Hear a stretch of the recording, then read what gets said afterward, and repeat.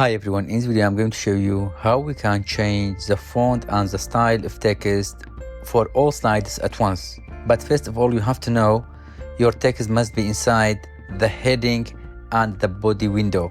Otherwise, this property doesn't work for your slides. Now let's get started.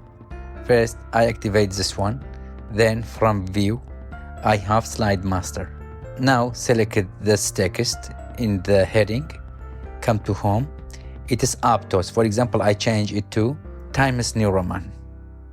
Okay, and change its scale to red and make it 45, just in case. Okay, for the body text, select it, change it to, for this one, Aptos, make it 30 and make it italic.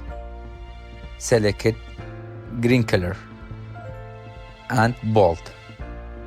Then come to slide master and close it. Now if I check, you see all slides change its text to the same property, Times New Roman, Aptos, bold, italic. That's all. Have a nice day.